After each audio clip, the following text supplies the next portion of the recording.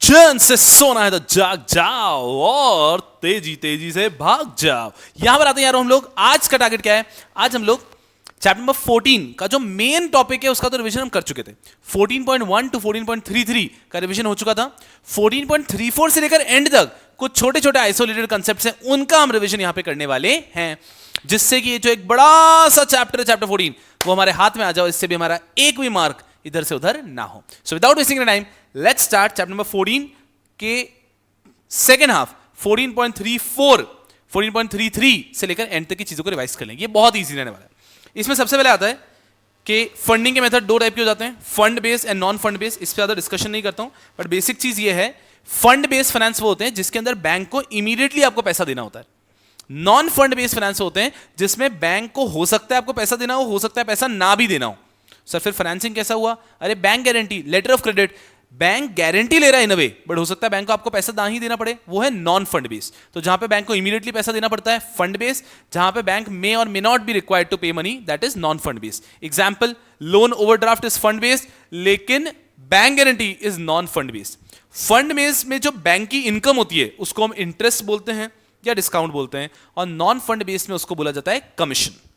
ये एक basic difference है, इसका बहुत ज्यादा रेलेवेंस नहीं है बट फिर भी ठीक है। उसके बाद में हम लोगों ने पढ़ा फंड बेस्ड फाइनेंस के कुछ important points. Fund based finance के कुछ अगर इंपॉर्टेंट पॉइंट्स की बात करता हूं, सबसे पहले आता है ऑप्शन में ओवरड्राफ्ट। तो अभी चल रहा है फंड बेस्ड फाइनेंस के अंदर कौन कौन से ऑप्शंस होते हैं। फंड बेस्ड फाइनेंस, पूरा फोकस यहां पे, fund based finance. Fund based finance के अंदर सबसे पहला ऑप्शन दिख रहा है overdraft. Next cash credit account. चलो ओवरड्राफ्ट की बात करते हैं पहले। ओवरड्राफ्ट का मतलब क्या होता है? अरे मैं क्या ही बताऊं, allowing the customer to draw cheque over and above credit balance in your account. क्या आपके अकाउंट में जितना बैलेंस है उससे ज्यादा के चेक आप दे सकते हो, उसे कहते हैं overdraft. Normally it is given to only current account customer, but exceptionally it is given to saving account customer also. In this we have high rate of interest. Overdraft के अंदर आपका overall interest का amount भले कम बनता हो, क्योंकि जितने दिनों के लिए आप पैसा यूज करते हो उतने ही दिनों के लिए आपको पे करना होता है, लेकिन इंटरेस्ट रेट इज हायर। और लास्ट आ जाता है कि दो टाइप के हो सकते हैं, clean OD and secured OD. तो क्लीन ओडी मतलब अनसिक्योर्ड ओडी, एकदम सिंपल। तो ओवरड्राफ्ट के बारे में क्या होता है, एक व्यक्ति अगर अपने अकाउंट से बैलेंस से ज्यादा के चेक दे पाए उसे ओवरड्राफ्ट कहते हैं।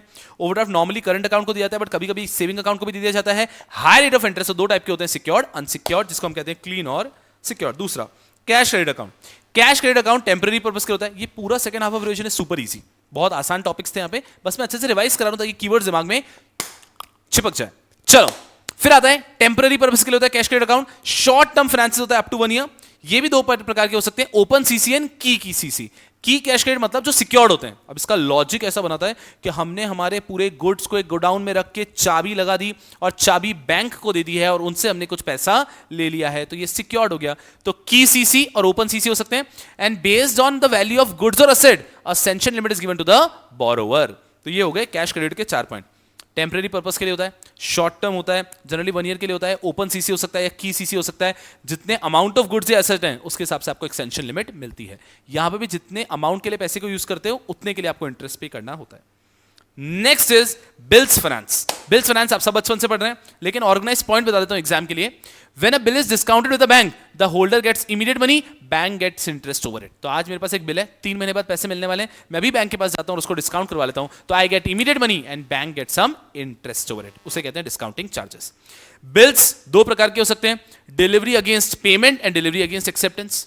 फर्दर बिल्स दो प्रकार के हो सकते हैं, डिमांड बिल एंड यूजेंस बिल। और फर्दर बिल दो प्रकार के हो सकते हैं, documentary bill and clean bill. बस इतना भी लिखा तो you will be super sorted. ये हो गया हमारे बिल्स ऑफ फाइनेंस। फिर आता है लीज फाइनेंसिंग। लीज फाइनेंसिंग क्या होती है? एक लेसर है, लेसर सप्लायर मतलब ओनर ऑफ जो ट्रैक्टर बेच रहा है, सेलर ऑफ ट्रैक्टर, उसको बोलता है कि ये लो पैसे और आप ट्रैक्टर दे दो सीधा लेसी को, वो ट्रैक्टर को यूज करेगा और मुझे लीज रेंटल्स देता रहेगा। ये नॉर्मल लीज ट्रांजैक्शन हो गया। अब लीज फाइनेंसिंग क्या होती है? मुझे लेसर बनना है तो मुझे ट्रैक्टर खरीदने के लिए पैसे भी तो चाहिए, तो मैं बैंक से 25 लाख का लोन लेता हूं, वो 25 लाख के लोन से मैं ट्रैक्टर खरीदता हूं और ट्रैक्टर देता हूं लेसी को यूज करने के लिए। लेसी जो उसका लीज रेंटल मुझे दे रहा है उसी से मैं ट्रैक्टर की ईएमआई भी भर देता हूं। तो इसे कहते हैं लीज फाइनेंसिंग। तो बैंक्स जनरली ये लीज फाइनेंसिंग का बिजनेस करती हैं। फिर आया हायर परचेज। हायर परचेज और लीज फाइनेंसिंग में ज्यादा डिफरेंस नहीं होता है, बट एक बहुत मेजर डिफरेंस ये होता है लीज और हायर परचेज के अंदर कि हायर परचेज में जिस दिन आपने लास्ट इंस्टॉलमेंट पे कर दिया है, you become the owner of the asset. तो you have an option to buy at the end of the tenure, example 3 years at 50,000। तब तक आप उसका टेन्योर पूरा टाइम टू टाइम इंटरेस्ट दे रहे हो, रेंटल दे रहे हो, और एंड में you have an option to buy it up, that is hire purchase. Mostly hire purchase काम करता है इन ऑटोमोबाइल सेक्टर। चल, ये हो गया टॉपिक खत्म। सो टॉपिक खत्म भी हो गया, यस। फंड बेस्ड फाइनेंस में था overdraft, cash credit, bills finance, lease financing, और लास्ट हमने पढ़ा हायर परचेज। एग्जाम में अगर क्वेश्चन आता है तो फ्री के मार्क्स बट रहे हैं, जाके ले लो, ऐसा हिसाब है। बिल्कुल ठीक है। उसके बाद में नेक्स्ट आ जाता है फंड बेस्ड फाइनेंसिंग के बाद में finance for exporter and importer. कि अगर आज आप एक्सपोर्ट इंपोर्ट के बिजनेस में, तो आपके पास फाइनेंस के क्या ऑप्शन है, इसको दो पार्ट में डिवाइड कर देते हैं, फॉर एक्सपोर्टर, फॉर इंपोर्टर। सही है। इंपोर्टर में तो जो की है, इंपोर्टर के जो दो टाइप्स है ना, ये तो जो की है।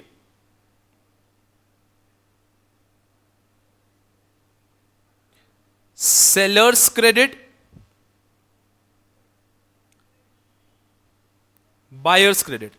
और एक्सपोर्टर में 3 स्कीम होती है, rupee export credit scheme, rupee deemed export credit scheme and foreign currency export credit scheme. इन सब के अंदर 2 टाइप के होते हैं,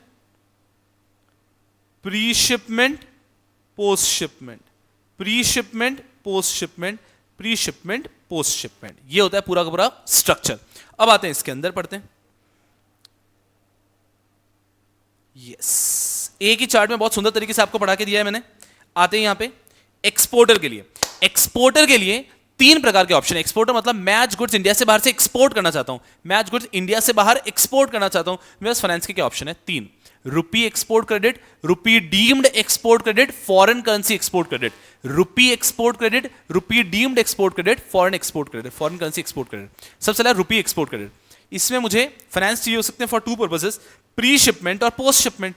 प्री शिपमेंट मतलब शिपमेंट के लिए पहले फाइनेंस चाहिए। तो मान लीजिए मैं शिप कर रहा हूं इलेक्ट्रॉनिक गैजेट्स, कोई भी लैपटॉप बना के बेच रहा हूं इंडिया के बाहर, तो मुझे प्री शिपमेंट, शिप करने के पहले इंडिया में लैपटॉप बनाने के लिए पैसे चाहिए ना। So this is also short term, 3 months, 6 months और अप टू 9 मंथ्स भी हो सकता है। और यहां पर आपका सबसे पहले ये हो गया प्री शिपमेंट के अंदर कौन कौन सी चीजें हो गई है। आप इमेजिन कर लो कि आपका जो भी उसको मैन्युफैक्चर करने के अंदर पैसा लग रहा है वो पूरा का पूरा यहां पे कवर्ड रहेगा। जो भी आपका मैन्युफैक्चर करने के लिए पैसा लग रहा है पूरा पूरा यहां पे कवर्ड रहेगा। तो short term 3 months, 6 months, up to 9 months तक के लिए ये आप यहां पे क्रेडिट लेते हैं। पोस्ट शिपमेंट के अंदर भी it is short term, tenure depends on foreign exchange dealer association of India. आप पोस्ट शिपमेंट के अंदर आपको फाइनेंस कितने टेन्योर का मिलेगा डिपेंड करता है foreign exchange dealers association of India, क्योंकि वो अलाउ भी तो करने चाहिए कि उनके हिसाब से इतने समय में पैसा आ जाएगा तो इतने के लिए आपको पोस्ट शिपमेंट क्रेडिट मिल जाएगा। अगर हम बात करते हैं सिंपल तरीके से तो ये हो गया rupee export credit, pre shipment and post shipment. Pre shipment short term रहता है, 3 month, 6 month, up to 9 months के लिए हो जाता है आपको, ठीक है। उसके बाद में आपका हो गया post shipment credit. Post shipment credit आपको मिल जाएगा ये भी शॉर्ट टर्म के लिए, कितने टेन्योर के लिए मिलेगा एग्जैक्टली ये बताएगा आपको foreign exchange dealers association of India. Rupee export credit as the name says कि यहां पर आपका रुपी के अंदर आपको लोन मिलने वाला है। इसके अंदर rupee deemed export credit. Before going into it आपको समझना है डीम्ड एक्सपोर्ट किसे कहते हैं। डीम्ड एक्सपोर्ट का मतलब हो गया एग्जांपल, जो हमारी फॉरेन शिप्स हैं वो इंडिया में कॉलिंग करते हुए जाती है, foreign ships calling on Indian port जिसको कहते हैं, वो हो गया। उसके बाद हम फॉरेनर्स को जो सामान सेल करते हैं SEZ के अंदर जो होता है, ये सब हो गया इंडिया में हो रहा है लेकिन हमें पैसा फॉरेन करेंसी में मिल सकता है ना। ये सब हो भले ही इंडिया में रहा होगा पर पैसा फॉरेन करेंसी में आता है, तो इसको कहते हैं डीम्ड एक्सपोर्ट क्रेडिट। उसके लिए भी अगर आपको चाहिए तो same pre shipment short term ले सकते हो आप, पोस्ट शिपमेंट शॉर्ट टर्म भी आप ले सकते हो, सब कुछ सेम। डिफरेंस क्या है देखो अच्छे से, loan here also is in rupees because दोनों rupee export credit, rupee deemed export credit दोनों रुपीज में, बस goods are supplied to SEZ area, for foreign ships calling on Indian port and for foreign tourist, तभी इनको deemed export कहा जाता है। काफी आसान। Third, foreign currency export credit, उसके अंदर हम एक्सपोर्ट तो कर रहे हैं और हमें बोरिंग चाहिए फॉरेन करेंसी के अंदर, तो यहाँ पे loan is in foreign currency. तीनों में डिफरेंस समझ रहा है? फर्स्ट में loan is in Indian rupees, second में भी इंडियन रुपीज, थर्ड में in foreign currency. Pre shipment short term but up to 360 days based on directions of RBI, और उसके बाद में post shipment short term up to 180 days they may extend, and ये loan तो जैसे foreign currency में हमने पढ़ाई है। तो अगर हम बात करते हैं ओवरऑल एक्सपोर्टर को, rupee export credit, rupee deemed export credit, foreign currency export credit, rupee सबके अंदर प्री शिपमेंट पोस्ट शिपमेंट है। अब यहाँ पे क्या शॉर्ट टर्म दोनों में आ गया, 3 month 6 month up to 9 month. यहाँ पे टेन्योर भी determined by foreign exchange dealer association of India. फिर डीम्ड एक्सपोर्ट क्रेडिट में सब कुछ सेम, बस वहां पे ध्यान क्या रखना है हमको, वहां पे हमें ध्यान रखना है कि डीम्ड एक्सपोर्ट जहां पे हम foreign ships calling on Indian port, SEZ के अंदर हम जो सप्लाई करते हैं, फॉरेन टूरिस्ट को जो बेचते हैं। लोन रुपी एक्सपोर्ट क्रेडिट में भी इन रुपीज है, रुपी डीम्ड एक्सपोर्ट क्रेडिट में भी रुपीज में है, बेस्ट है।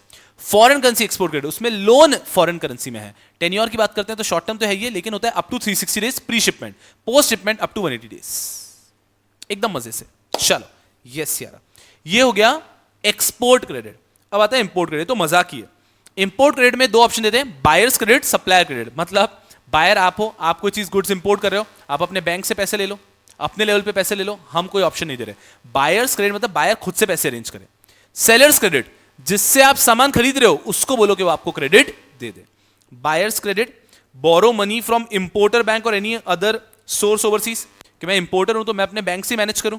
दूसरा, import has to be within FTP as per DGFT, foreign trade policy के अंदर फिट होना चाहिए इंपोर्ट।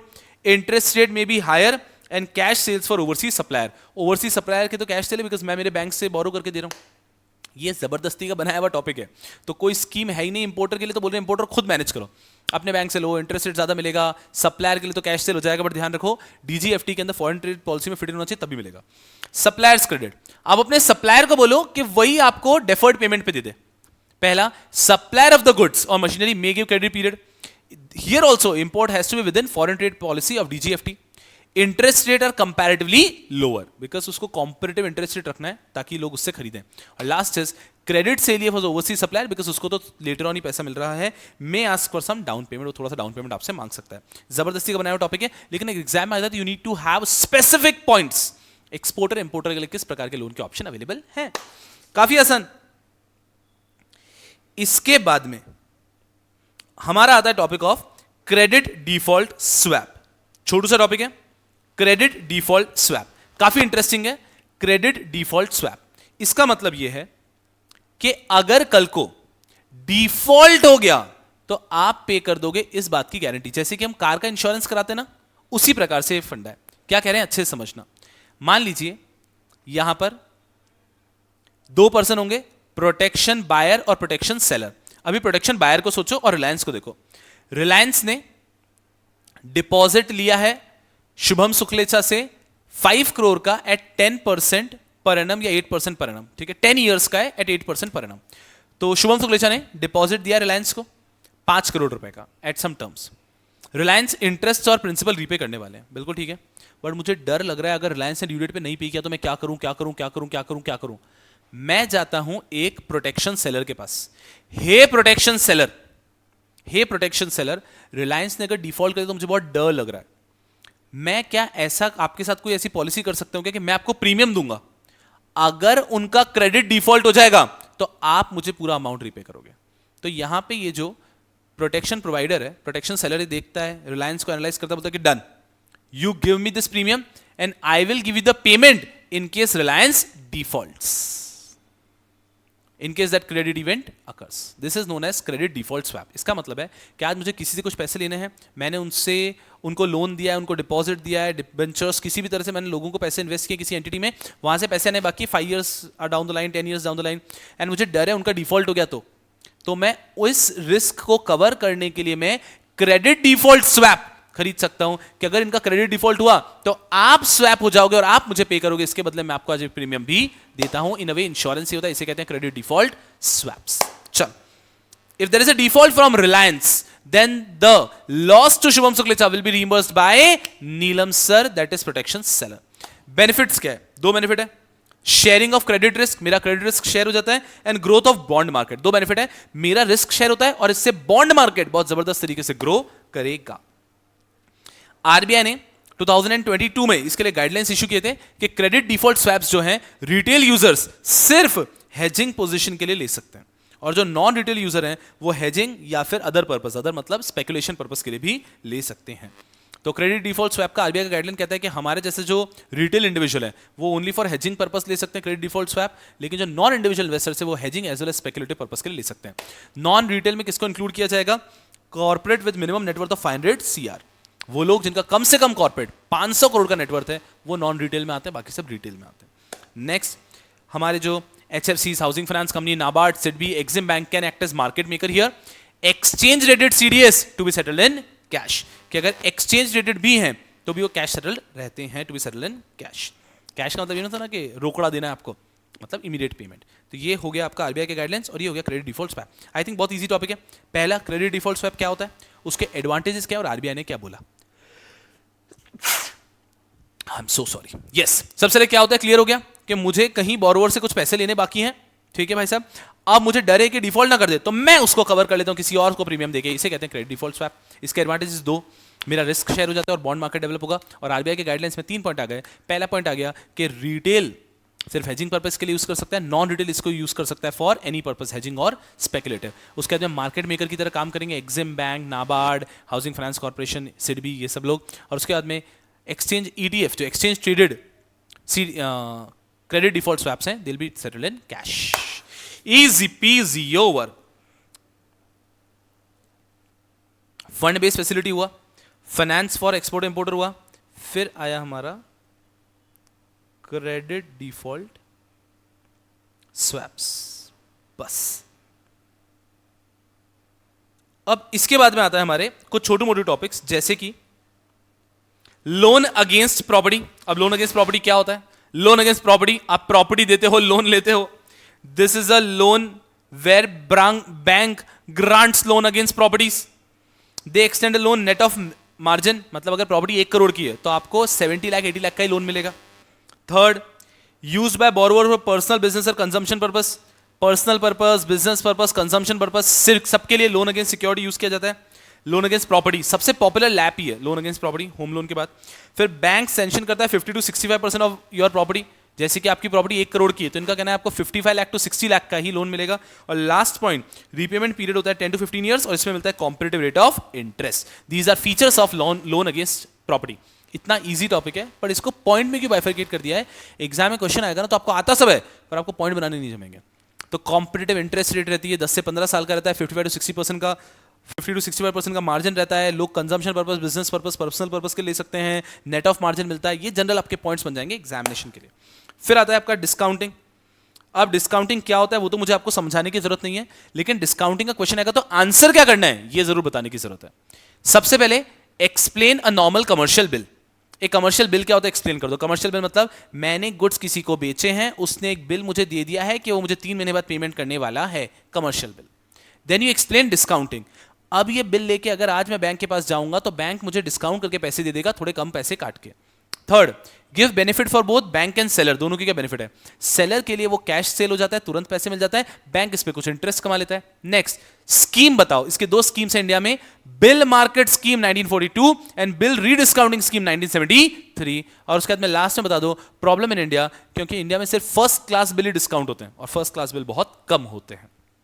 ये हो गया, this is how you to answer discounting. ये 5 स्टेप के अंदर आप डिस्काउंटिंग आंसर कर दोगे, अदरवाइज डिस्काउंटिंग आता सबको है, लिखने में परेशानी है। तो ये जो रिवीजन का ये वाला पार्ट है इसमें इजी टॉपिक्स है, बट अगर आपने देख लिया will be able to handle any question in the examination. उसके बाद में एक टॉपिक है हमारा फोरफेटिंग। फोरफेटिंग क्या होता है? एकदम इजी। जैसे कि हम लोग नॉर्मली कोई भी बिल को डिस्काउंट कराते हैं, लेकिन अब यहां पे क्या डिफरेंस हो गया है, यहां पे हम फॉरेन के एक बिल के साथ डील करें, उसे हम फोरफेटिंग कह देते हैं। एकदम आराम से समझ लो क्या हो रहा है। यहां पे इंडिया के अंदर रामा इज एन एक्सपोर्टर, उन्होंने गुड्स को शिप कर दिया जॉन को, जॉन ने डॉक्यूमेंट को एक्सेप्ट करके दे दिया है। फोकस करना बहुत अच्छे से। रामा ने वो को एक्सेप्टेड डॉक्यूमेंट फाइनेंशियल इंस्टीट्यूशन को दिखा के उनसे मनी ले लिया है। अब ड्यू डेट पे जब पैसा का ड्यू डेट आएगा तब वो इंपोर्टर जॉन जो है वो पैसा दे देगा फाइनेंशियल इंस्टीट्यूशन को और वो डॉक्यूमेंट को सबमिट कर देगा, और ये हो गया पूरा पूरा फोरफेटिंग। आपके लिए इजी कर देता हूं। रामा गुड्स भेजना चाहता है, लेकिन गुड्स भेजने के लिए उसको बोलता है कि आप पहले बिल एक्सेप्ट करो, तो इंपोर्टर अपने बैंक से, एक रेप्यूटेड बैंक से बिल को एक्सेप्ट करवा लेता है।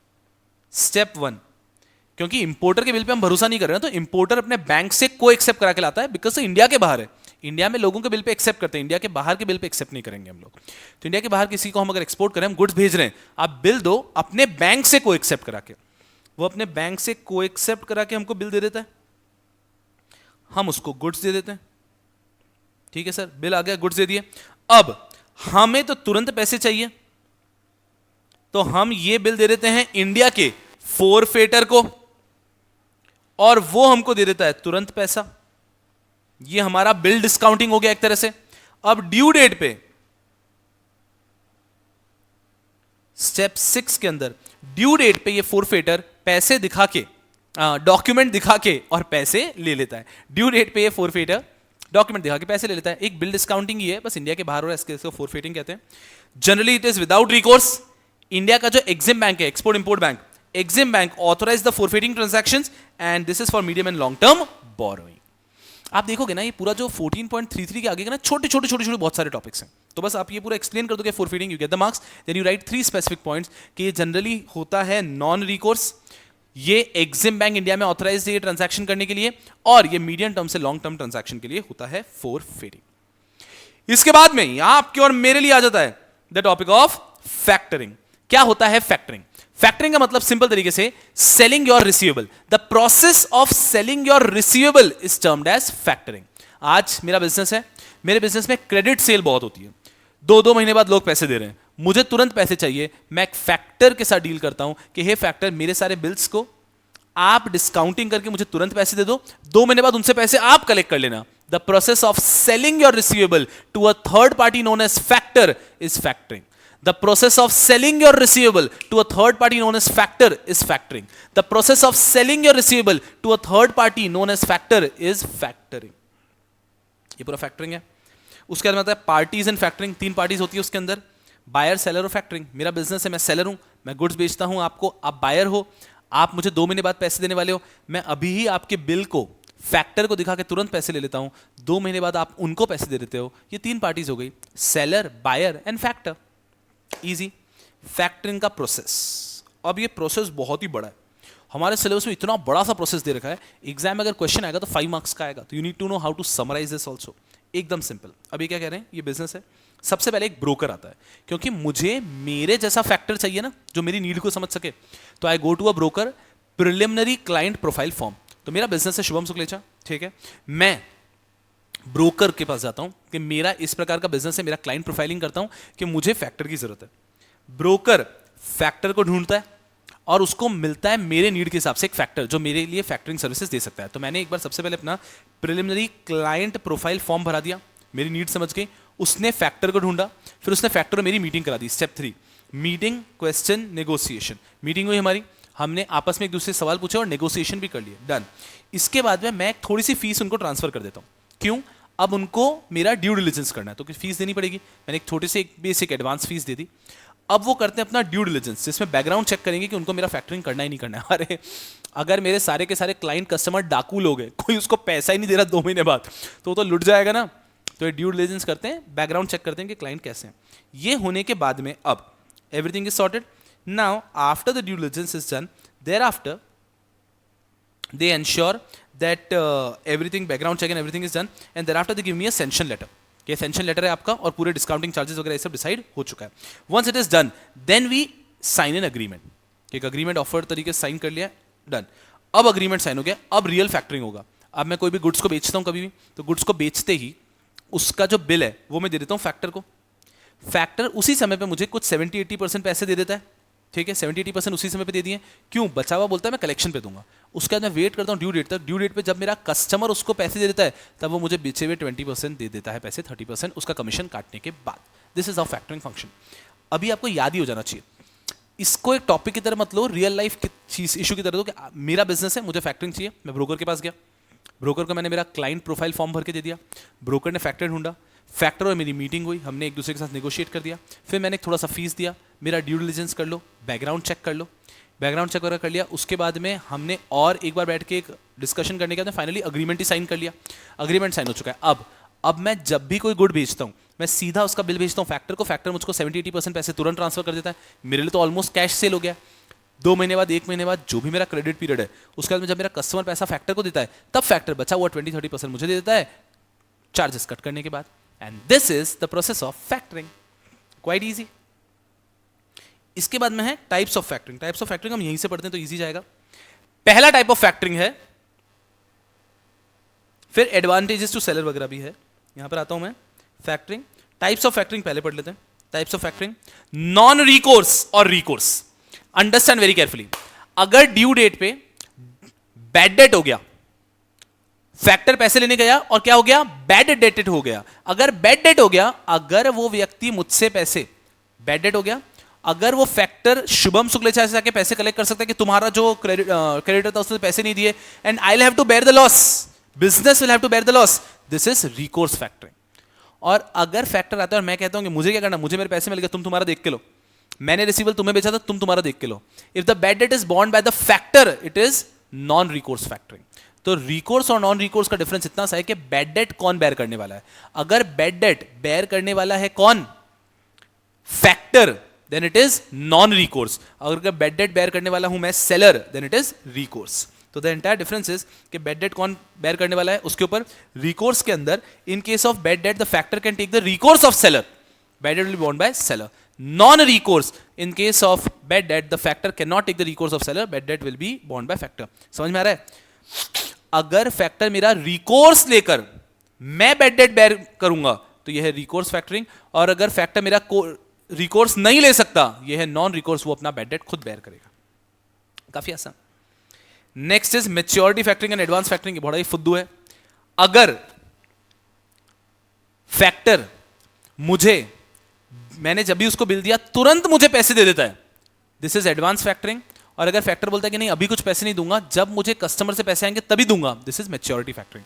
अब आप सोचोगे मैच्योरिटी फैक्टरिंग कराने का फायदा क्या रहा? मैच्योरिटी फैक्टरिंग कराने का ये फायदा होता है कि आपके ऊपर हेडेक नहीं आता है कम से कम मैनेजमेंट का, बट फिर भी 10 में से 9 फैक्टरिंग हमेशा होंगे एडवांस, बिकॉज आपको अभी के भी पैसे चाहिए ना। तो advance factoring is that type of factoring in which you get money in advance and then end में 10-20% भले बचा होगा, लेकिन आपको एडवांस में पैसा मिलता है उसी समय पे, जब कस्टमर देगा तब वो बचा हुआ पैसा दे सकता है। मैच्योरिटी फैक्टरिंग मतलब वो फैक्टर एक भी पैसा आपको तुरंत नहीं देगा, जब कस्टमर देगा तभी लाके देगा, दैट इज मैच्योरिटी फैक्टरिंग। उसके बाद होता है undisclosed factoring, I don't have to explain anything. अगर कस्टमर को इस फैक्टरिंग अरेंजमेंट के बारे में बताया ही नहीं है, it is undisclosed factoring. And last is invoice discounting, it is nothing bill discounting. अगर आप सिलेक्टिव बेसिस पे अपने कुछ इनवॉइसेस को फैक्टर के पास जाकर डिस्काउंट करवाते हो, नॉट ऑल द इनवॉइसेस, उसको बिल डिस्काउंटिंग, इनवॉइस डिस्काउंटिंग बोल सकते हो। एकदम मस्ती से खत्म। इसके बाद में अगर हम देखते हैं 1 2 3 4, एक चीज बच जाती है हमारी, एडवांटेज टू द सेलर। आखिर सेलर को क्या एडवांटेजेस हैं ये करके, सेलर फैक्टरिंग से क्या फायदा है? पहला, सेलर गेट्स फंड इमीडिएटली, तुरंत पूरा पैसा मिल जाता है। दूसरा, major part of paper work is taken care of by factor, पैसा भी तुरंत मिल गया, पूरा पेपर वर्क भी फैक्टर संभालेगा। तीसरा, follow up for recovery is mainly done by factor, follow up भी वही करेगा। चौथा, interest rate are not high as normal discounting, interest rate भी कम होते हैं। पांचवा, इंक्रीज कैश फ्लो, और मेरे क्रेडिट रेटिंग पे डिपेंड नहीं करता है कि मेरा कोई फैक्टरिंग करेगा या नहीं करेगा, मेरे कस्टमर की रेटिंग पे डिपेंड करता है। जबरदस्त। तो ये बता रहे हैं कि सेलर को क्या क्या फायदा है, देखो ना कितने अच्छे फायदे हैं। ये हो गया, मुझे तुरंत पैसा मिल जाता है, मुझे फॉलोअप नहीं लेना है, मुझे रिकवरी केस में नहीं पड़ना है, पेपर वर्क मुझे नहीं संभालना है, मेरी क्रेडिट रेटिंग पे डिपेंडेंट नहीं है, इंटरेस्ट रेट भी कम है। These are all the benefits to seller of the topic of factoring. I think यहां तक आप लोग समझ रहे हो कि बहुत ही ज्यादा ईजी टॉपिक चल रहा है, कुछ है ही नहीं।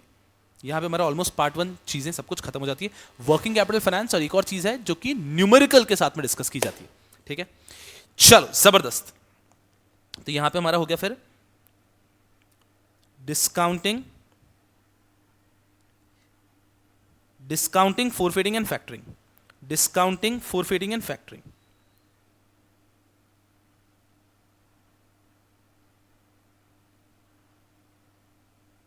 Discounting,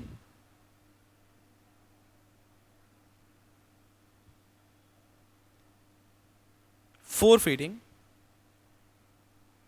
and factoring.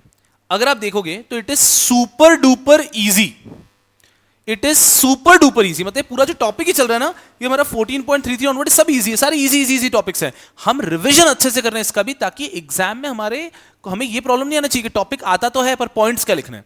We should be एकदम टॉप नॉच कि ये पॉइंट्स बनते हैं, इस कारण से।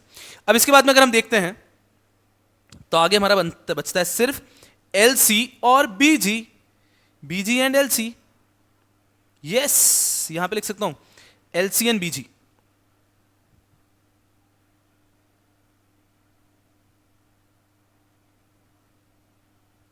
लेटर ऑफ क्रेडिट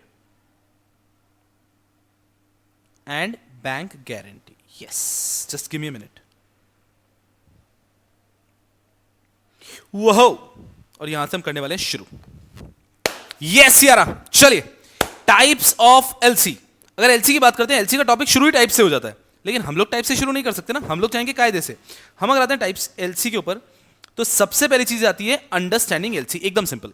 तो हमने जब रेगुलर बैच के अंदर पढ़ा था एलसी को, पहले ऐसे पढ़ा एक basic LC. We have to read types of LC. दो ही टॉपिक पढ़े बचे हैं हमारे, letter of credit and bank guarantee. हम बात करते हैं लेटर ऑफ क्रेडिट के लिए। आई बिलीव एक छोटू सा क्वेश्चन लेटर ऑफ क्रेडिट में बनने की अच्छी प्रबल संभावनाएं बनती है। Letter of credit, letter of credit की बात करें तो एक सिंपल एलसी के अंदर ये 4 पार्टीज होती हैं, एकदम ईजी हो जाता है। एप्लीकेंट, जिसको इंडिया के बाहर से कुछ लेना है, जनरली एलसी का पिक्चर में आती है जब मैं इंडिया के बाहर से कुछ बाय करना चाहता हूं, I want to import something, but ना तो मैं पहले पैसे देने को रेडी हूं, I am not ready to pay money, कि भाई मैं पहले पैसे दूंगा गुड्स नहीं भेजेगा, तो ना ही वो गुड्स पहले भेजने को रेडी है, तो ना मैं पैसे देने को रेडी हूं पहले, ना वो गुड्स भेजने को रेडी है। तो एक डील होती है कि मैं मेरे बैंक से, एक रेप्यूटेड बैंक से एक लेटर ऑफ क्रेडिट बना के भेजता हूं कि जैसे ही आपने गुड्स को डिस्पैच किया, शिप किया, और आपको पैसे मिल जाएंगे। अब जैसे ही मेरे बैंक से ये लेटर ऑफ क्रेडिट जाता है, वो व्यक्ति देखता है और बोलता है हाँ यार अभी लेटर ऑफ क्रेडिट आ चुका है, वो गुड्स की करता है shipping, shipping bill, bill of lading जैसे ही वो प्रोड्यूस करता है, उसको तुरंत ही कुछ दिनों के अंदर उसके पूरे पैसे मिल जाते हैं। एंड इसके लिए बनाया गया लेटर ऑफ क्रेडिट। अब इसमें पार्टीज का नाम क्या होता है, मैं इंडिया में जो इंपोर्ट कर रहा हूं, आई will be the applicant, importer, because मैं अप्लाई कर रहा हूं एलसी के लिए। मेरा जो बैंक है वो एलसी इश्यू कर रहा है, इश्यूइंग बैंक। फॉरेन में जो बैंक उसको पे करने वाला है, नेगोशिएटिंग बैंक। और वो जो व्यक्ति है वो है बेनिफिशियरी ऑफ दिस एलसी, या फिर कह सकते हैं एक्सपोर्टर। और ये है बेसिक एलसी के पार्टीज, बहुत इजी। अब मैं आपका दिमाग खराब करके थोड़ा सा और कठिन एलसी बना दूं, तो इसमें और पार्टीज आ सकते हैं। अब ये और पार्टीज में क्या होगा समझना। फॉर एग्जाम्पल, मेरा जो इश्यूइंग बैंक है it is some random cooperative bank, और वो व्यक्ति इस कोऑपरेटिव बैंक पे भरोसा नहीं कर, बोल रहा है कि इसके एलसी पे मुझे भरोसा नहीं है, I want some reputed bank. तो मेरा जो इश्यूइंग बैंक है वो इंडिया के किसी रेप्यूटेड बैंक के पास जाता है कि सुनो ना, इस एलसी पे आप आपका कंफर्मेशन दे दो कि अगर कल को हमने पे नहीं किया तो आप पे कर दोगे। इस केस में एक और बैंक आ जाता है कंफर्मिंग बैंक। तो मैं एप्लीकेंट हो गया, मेरा जो बैंक है वो हो गया इश्यूइंग बैंक, और इस एलसी पे जो एक और बैंक कंफर्म कर रहा है वो हो गया कंफर्मिंग बैंक। ठीक है सर, ये एक पार्टी ऐड हो गई। उसके बाद में कभी कभी इश्यूइंग बैंक फॉरेन में पहले से चेक करना चाहता है कि कहीं ऐसा तो नहीं होगा कि हमने एलसी दे दिया, वो शिपिंग बिल दिखा के हमसे पैसे ले जाए और गुड्स बिल्कुल ही अजीब से दे दे, डिस्कार्डेड दे दे। उस व्यक्ति की रेपुटेशन कैसी है, इन सब चीजों को लेके इस केस में हम फॉरेन में एक और बैंक को ढूंढते हैं, एडवाइसिंग बैंक। एडवाइसिंग बैंक हमें एडवाइस करता है ऑन दिस ट्रांजैक्शन, वो कोई गारंटी नहीं लेता, वो पेमेंट नहीं करता, उसकी कोई रिस्पॉन्सिबिलिटी नहीं है, वो सिर्फ हमें सर्विस दे रहा है एडवाइसिंग की कि वो पार्टी कैसी है। तो ये अगर हमें चाहिए तो वो आ गया एडवाइसिंग बैंक, बिल्कुल ठीक है। इसके बाद में एक और बैंक आ सकता है फॉरेन में। अगर मान लीजिए नेगोशिएटिंग बैंक जब पे करता है, उसके बाद में इश्यूइंग बैंक से पैसे लेगा, लेकिन इश्यूइंग बैंक के पैसे पहुंचने में समय लग सकते हैं। तो नेगोशिएटिंग बैंक अगर वहां पे ही किसी लोकल बैंक से पहले पैसे लेता है और वो बैंक इश्यूइंग बैंक से पैसे लेता है, तो उस बैंक को कहेंगे रीइंबर्सिंग बैंक। तो basic LC will always have 4 parties, ये तो कंपलसरी है। Applicant, importer, issuing bank, negotiating bank जो पे करेगा, और एक्सपोर्टर या फिर बेनिफिशियरी, ये तो कंपलसरी है। लेकिन 3 ऑप्शनल पार्टी जो आ सकती है, अगर इश्यूइंग बैंक की क्रेडिबिलिटी कम है तो एक कंफर्मिंग बैंक आ सकता है। अगर हमें वहां पे उसके बारे में जानना है, बेनिफिशियरी के बारे में, एक्सपोर्टर के बारे में, तो एडवाइसिंग बैंक आ सकता है। और अगर हम डायरेक्टली नेगोशिएटिंग बैंक को पे नहीं कर रहे हैं तो वहां पे एक रीइंबर्सिंग बैंक भी आ सकता है। These are parties to letter of credit. I hope your understanding. ये सब आपके पास ड्रॉन है सुंदर सा। These are parties to letter of credit. इसके बाद में दूसरा आता है documents handled under LC. Very easy topic. First document is bill of exchange. एक बिल ऑफ एक्सचेंज एलसी के अंदर आ जाता है। इस केस में क्या होगा, एक इंपोर्टर है, वो एक्सपोर्टर को, इंपोर्टर जो है वो एक्सपोर्टर को कहता है कि आप बिल ऑफ एक्सचेंज दे दो हमें, बिल्कुल ठीक है। तो बिल ऑफ एक्सचेंज आ गया in the name of importer, importers carries the default risk और क्रेडिट रिस्क। तो बिल ऑफ एक्सचेंज अगर इंपोर्टर के नाम पे आ रहा है तो इंपोर्टर का रिस्क है अगर उसने पैसे नहीं दिए तो। कभी कभी वो बिल ऑफ एक्सचेंज दे देता है in the name of bank, तो अब वो बैंक का रिस्क है उसने पैसे नहीं दिए तो। इसका मतलब क्या है, इसका मतलब ये हो गया कि एक्सपोर्टर जो है कभी कभी वहां पर बिल ऑफ एक्सचेंज लेकर भी गुड्स दे देता है। एक तो है कि पैसे लेके गुड्स दे रहा है, कभी कभी बिल ऑफ एक्सचेंज लेके भी गुड्स दे देता है। तो बिल ऑफ एक्सचेंज दो टाइप के हो सकते हैं। बिल ऑफ एक्सचेंज जो इश्यू हमारे इंपोर्टर के नाम का है, तो इंपोर्टर पैसे नहीं देगा तो रिस्क है, और बिल ऑफ एक्सचेंज एक हो सकता है bill of exchange issuing bank के नाम का, ठीक है। तो ऐसा है, तो बिल ऑफ एक्सचेंज भी हो सकता है कभी कभी, rather than money bill of exchange के अगेंस्ट भी एलसी हो सकता है बिल ऑफ एक्सचेंज। उसके बाद में आ रहा है commercial invoice. This is nothing कि अगर आप कोई भी चीज खरीदोगे तो उसका इनवॉइस भी तो मिलेगा, तो exporter will give you N invoice, that is a commercial invoice. उसके बिल के डिटेल होंगे, गुड्स का डिस्क्रिप्शन होगा, गुड्स का वैल्यू होगा, वेट होगा, इंस्ट्रक्शन होगा, क्वांटिटी होगा, एलसी नंबर होगा। तो ये बेसिक चीज है। उसके बाद में है transportation document.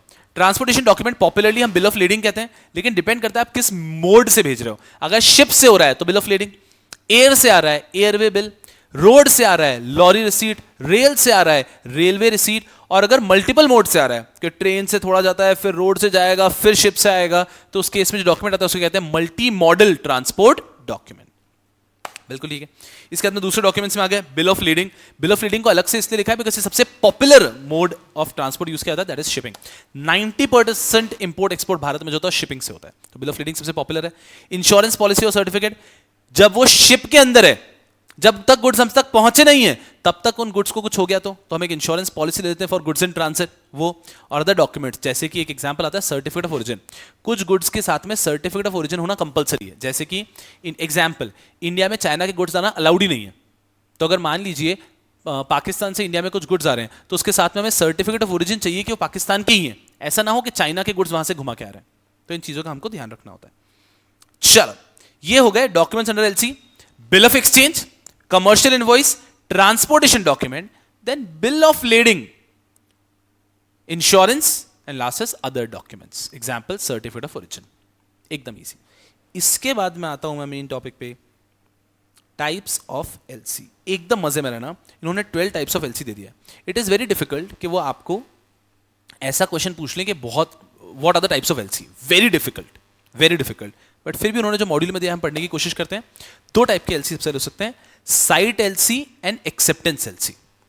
Site LC and acceptance LC, इसको कुछ इस प्रकार से डिवाइड किया है कि साइट एलसी मतलब आपको एलसी दिखाते ही पेमेंट मिल जाए।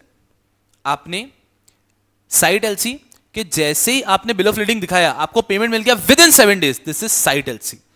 एक्सेप्टेंस एलसी के अंदर आप बिल ऑफ लीडिंग देंगे और आपको तुरंत पेमेंट नहीं मिल रहा है, एक बिल ऑफ एक्सचेंज मिल रहा है।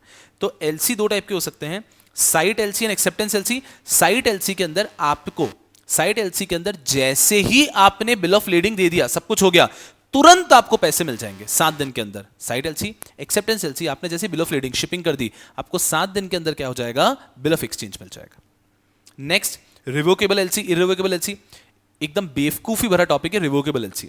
रिवोकेबल लेटर ऑफ क्रेडिट एक ऐसा लेटर ऑफ क्रेडिट होता है जिसके अंदर issuing bank can revoke the LC और change any terms without the approval of beneficiary, without the approval of exporter. अगर एलसी ऐसा है कि उसमें कोई भी टर्म्स एंड कंडीशन को चेंज कर सकता है इशूइंग बैंक, या एलसी को रिवोक भी कर सकता है, कैंसिल भी कर सकता है without the approval of beneficiary, इसे कहते हैं रिवोकेबल एलसी। इररिवोकेबल एलसी, जहां पे इशूइंग बैंक एक बार एलसी इशू करने के बाद उसको रिवोक नहीं कर सकता, चेंज नहीं कर सकता without the approval of beneficiary.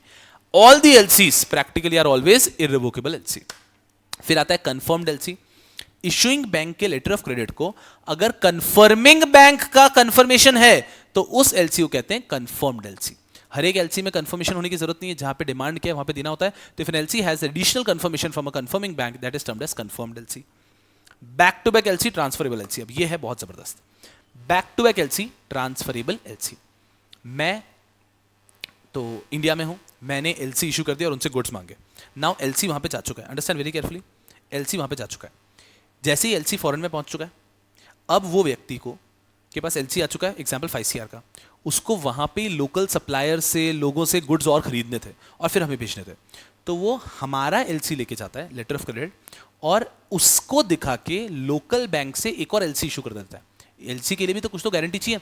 ये 5 करोड़ का एलसी है, बदले में आप मुझे 2 करोड़ का एक एलसी दे दो। 2 करोड़ का एलसी मिलता है। बैक टू बैक इसलिए कहते हैं because by showing this LC issued by Indian issuing bank, they are getting another LC in their home country. This LC is given to the supplier of goods and उससे goods लिए जाते हैं, ताकि कल को जब ये शिपिंग कर दे, बिल ऑफ लीडिंग दे, तब टोटल पैसा आ जाए और दोनों को पेमेंट कर दिया जाए।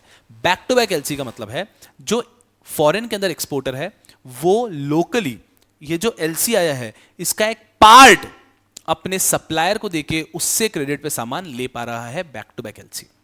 Now very carefully understand transferable LC.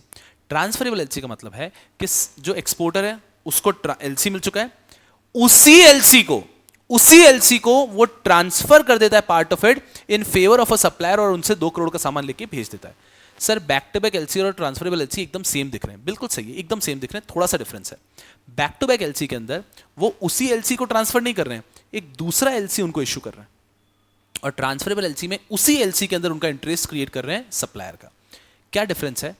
अगर मैं एक एक्सपोर्टर हूं, मुझे मेरे सप्लायर की आइडेंटिटी छुपानी है तो बैक टू बैक एलसी करना पड़ेगा, ताकि नेगोशिएटिंग बैंक को या इंपोर्टर को पता नहीं चले कि मैंने इस एलसी के अगेंस्ट एक और एलसी इशू करके पैसे गुड्स किससे लिए। लेकिन अगर मुझे ऐसा आइडेंटिटी छुपाने का कुछ डर नहीं है, मुझे कोई प्रॉब्लम नहीं है, तो उस केस में I can even go for transferable LC कि हाँ ये 5 करोड़ में से 2 करोड़ उसको दे देना, 3 करोड़ मुझे दे देना। वही एलसी में मैं इंटरेस्ट क्रिएट कर सकता हूं मेरे सप्लायर का। This is transferable LC and back to back LC. फिर आता है easy red clause LC and green clause LC. One of the easiest है। ये बैक टू बैक और ट्रांसफरेबल भी पढ़ा कि ट्रांसफरेबल में transfer the right under LC, और बैक टू बैक में एलसी ट्रांसफर होता है, ऐसा राइट नहीं जाता है उसके अंदर। Red clause LC, green clause LC. Red clause LC, LC where advances paid to exporter और बेनिफिशियरी। ग्रीन क्लॉज एलसी में भी LC where advances paid, red हो या ग्रीन हो, दोनों में एडवांस पे किया जाता है। अब क्या होता है? Red clause LC advances paid for purchase of raw material, processing and packaging. Red clause LC के अंदर जैसे ही एलसी आया तुरंत ही थोड़ा सा एक एडवांस मिल जाता है।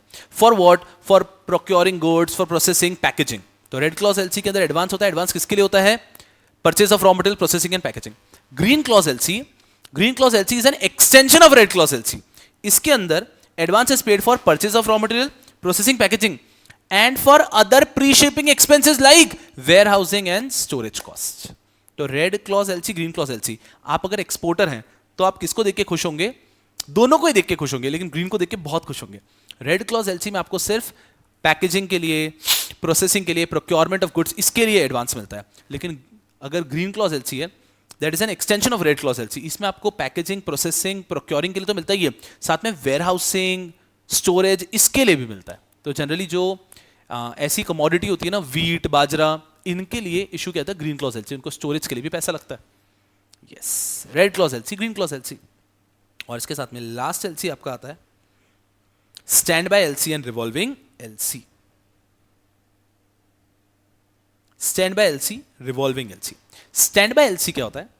In certain countries there are restriction on issuing bank guarantees. कुछ कंट्रीज में बैंक गारंटीज इशू करना अलाउड नहीं है। So if a letter of credit is used as a guarantee, that is termed as standby LC. देखो module क्या कहता है? In certain countries there are restriction to issue guarantees. As a substitute, these countries use standby credit. In case the guarantee service is not provided, the beneficiary can claim under the terms of the standby credit. तो in those countries जहाँ पे guarantee issue करना allowed नहीं है, वहाँ पे standby LC use किया जाता है as guarantees, कि अगर वो चीज़ नहीं हुई तो फिर standby LC को invoke करके वो पैसे लिए जा सकते हैं। Last one is revolving LC. Revolving LC बहुत अच्छा है। जो रेकरिंग परचेजेस करने होते हैं, मान लीजिए मुझको यूएस से एवरी मंथ कुछ रॉ मटेरियल परचेज करना है फॉर 2 years, तो मैं हर महीने एक एलसी दूंगा, पूरा गेम तो नहीं खेलूंगा, मैं एक ही एलसी इशू कर देता हूं जो रिवॉल्विंग होती है, जो हर महीने के ट्रांजैक्शन के लिए यूज की जा सकती है। तो revolving LC refers to an LC which will cover multiple transaction, but this LC might have a cap कि टोटल 15 करोड़ के ट्रांजैक्शन तक। तो मैंने एक महीने में 1 करोड़ का किया, दूसरे महीने में 1 करोड़ का किया, तीसरे महीने में 1 करोड़ का किया, टोटल 15 मंथ्स तक के चल गया मेरा, फिर 15 करोड़ के ट्रांजैक्शन उनका खत्म हो गया, नया ले सकता हूं मैं। क्या लिखा है देखो? The amount of drawing would be reinstated and made available to the beneficiary again and again. तो मैंने सबसे पहले 1 करोड़ का के लिए एलसी यूज किया, अगले महीने वापस को 1 करोड़ के लिए यूज कर सकता हूं, वापस 1 करोड़ के लिए यूज कर सकता हूं। कब तक? अपर कैप तक, अगर कैप है तो। तो रिवॉल्विंग एलसी एक ऐसा एलसी होता है जिसके अंदर the amount of drawing is reinstated again and again. उसके अंदर maximum liability at a time 1 crore से ज्यादा नहीं हो सकती है। ये एलसी 1 सीआर का ही है, लेकिन ये रिवॉल्विंग एलसी है, तो 1 सीआर का एक बार इससे पेमेंट हो गया, फिर रिवॉल्व होकर वापस रीइंस्टेट हो जाता है। So the amount of drawing gets reinstated again and again. It might have an overall cap on the transaction. At times an overall cap is also stipulated. ये हो गए आपके types of LC. Are we getting a fair idea? तो LC में क्या पढ़ा? सबसे पहले अंडरस्टैंडिंग एलसी, फिर डॉक्यूमेंट्स अंडर एलसी, फिर हमने पढ़ा टाइप्स ऑफ एलसी। चलो सब कुछ खत्म हो जाता है, that is all about it. LC में क्या? पहला अंडरस्टैंडिंग एलसी। अंडरस्टैंडिंग एलसी में हम पार्टीज को पढ़ लेते हैं, बेसिक 4 पार्टीज, उसके फिर हम +3 करते हैं एडिशनल पार्टीज को भी, ठीक है साहब। उसके बाद में आ जाता है हमारा documents under LC, very easy documents, all of them we remember. उसके बाद में आता है हमारा टाइप्स ऑफ एलसी, और एलसी खत्म। फिर आता है एकदम easy topic, bank guarantee. Bank guarantee बस दूसरा खत्म हो जाएगा। बैंक गारंटी, बैंक गारंटी के अंदर 3 टाइप के बैंक गारंटी बताएं। बैंक गारंटी सबसे पहले क्या होता है इन्होंने समझाने की कोशिश की, बहुत इजी। अजी बैंक आपकी गारंटी ले लेता है कि अगर आपने अपना ऑब्लिगेशन पूरा नहीं किया तो बैंक उस ऑब्लिगेशन को पूरा करेगी, दैट इज बैंक गारंटी। तो अगर मान लीजिए स्टेप 1, बैंक ने गारंटी दी है थर्ड पार्टी को आपके बिहाफ पे, client of the bank. If the obligation by the client towards third party is not fulfilled, bank will make the payment. This is bank guarantee. 3 प्रकार की bank guarantee हो सकती है। एक होता है फाइनेंशियल गारंटी। फाइनेंशियल गारंटी का एक ही एग्जांपल है, एक ही प्रकार से एक्सप्लेन करता है हमारा मॉड्यूल हमेशा उसको, कि फाइनेंशियल गारंटी मतलब गवर्नमेंट को, गवर्नमेंट ने बिड्स रिसीव किए। फाइनेंशियल गारंटी के अंदर गवर्नमेंट ने बिड्स रिसीव किए, क्लाइंट ने अपने बिड जमा करा दिए, ठीक है। 5 करोड़ का रिक्वायरमेंट था तो 5 करोड़ का बैंक गारंटी देना था। यहां पर गवर्नमेंट ने, क्लाइंट ने बिड जमा किए और बैंक ने गारंटी दे दी 5 सीआर की। अगर उस क्लाइंट ने डिफॉल्ट कर दिया तो बैंक विल पे 5 सीआर। अच्छे से समझना इसको। गवर्नमेंट ने इनवाइट किए बिड्स, बट गवर्नमेंट ने वहां पर रिक्वायरमेंट रखा है अर्नेस्ट डिपॉजिट, अर्नेस्ट मनी, या फिर उसको कॉशन डिपॉजिट कहते हैं। तो गवर्नमेंट ने कॉशन डिपॉजिट, अर्नेस्ट मनी का रिक्वायरमेंट रखा है कि जो भी बिड में पार्टिसिपेट करना चाहिए उन सबको, example 1 CR, 2 CR, 5 CR, 10 CR की रिक्वायरमेंट रखी, depending on the type of contract also. तो गवर्नमेंट ने कहा है कि जो भी बिड सबमिट करना चाहता है, अर्नेस्ट मनी, कॉशन डिपॉजिट के नाम पे 5 करोड़ डिपॉजिट करने, ठीक है। अब इस व्यक्ति को 5 करोड़ डिपॉजिट करने, तो ये बैंक गारंटी दे देता है 5 करोड़ की। अब अगर इस व्यक्ति ने डिफॉल्ट किया तो फिर bank will have to make this payment of 5 CR.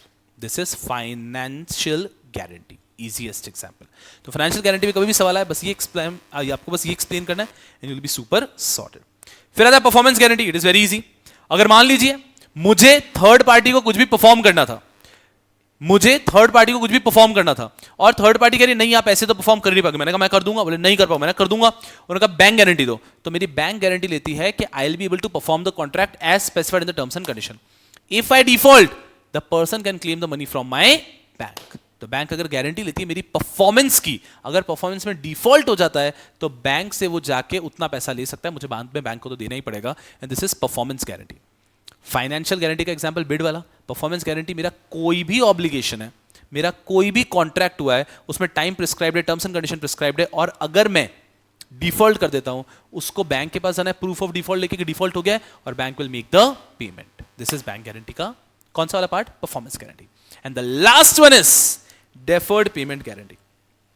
Deferred payment guarantee का मतलब ये होता है कि मान लीजिए मैंने आज बैंक से लोन लिया है और मुझे बैंक की ईएमआई देनी है अगले 10 साल तक। 10 साल तक मैंने ईएमआई देनी है उसकी, या फिर मैंने किसी से मशीनरी परचेज की है, उस मशीनरी का रीपेमेंट करना है 10 सालों तक मुझको, ठीक है। अब वो कहता है कि नहीं अगर आप कभी भी रीपे नहीं कर पाए, बैंक कहता है आप ईएमआई नहीं दे पाए, टेंशन मत लो, मेरा गारंटी ले रहा है ये बैंक। मैंने एक मशीनरी परचेज की है आपसे, मशीनरी है 10 लाख की, मैंने कहा नहीं मुझे लोन पे दे दो, अगले 15 सालों तक मैं एवरी ईयर आपको 1 लाख देता रहूंगा। आपने कहा ठीक है, पर आपको डर है मैं डिफॉल्ट कर दूंगा, तो मैंने कहा चिंता मत करो, मेरा बैंक मेरी गारंटी ले रहा है, हर साल की पहली तारीख को 1 अप्रैल को आपको आपका 1 लाख रुपए मिल जाएगा, मेरा बैंक देता रहेगा। अब मेरे बैंक अकाउंट में होगा या नहीं होगा, मेरे बैंक को देना पड़ेगा, बिकॉज बैंक ने मेरे लिए एक डेफर्ड पेमेंट गारंटी, मेरे डेफर्ड पेमेंट की guarantee. Are we getting a fair idea? तो जनरली अगर मैंने मान लो आपकी मशीनरी थी 1 करोड़ की, मैंने उसमें से मशीनरी थी 12 करोड़ की, मैंने 2 करोड़ तो दे दिए डाउन पेमेंट और 10 करोड़ का मैंने आपसे करवा लिया लोन, हर साल मैं आपको 1-1 करोड़ देता रहूंगा अगले 12 सालों तक, एग्जाम्पल। तो ये बैंक गारंटी साथ में डेफर्ड पेमेंट गारंटी कि हर साल की पहली तारीख पे आपको 1 करोड़ रुपए आएंगे। अब मेरे बैंक अकाउंट में पैसे हो या ना हो, bank will transfer you 1 CR और बैंक मुझसे रिकवर करेगा। and this is deferred payment guarantee. And with this chapter comes to an end. जो लास्ट का एक टॉपिक है वो न्यूमेरिकल के साथ में होता है, जैसे कि आपको पता है 2 टॉपिक इसके अंदर है जो न्यूमेरिकल्स के साथ में होते हैं, बाकी everything is done here. And this is a wonderful chapter. Main effort इसके चैप्टर के फर्स्ट हाफ में ही है, सेकेंड हाफ में इतना एफर्ट ही नहीं है, बट फिर भी हमने यहां पर एक बार कर लिया. दिस इज 14.33 से लेकर 14.50 या 51 आप कह सकते हो. ये हो गया हमारा चैप्टर नंबर 14.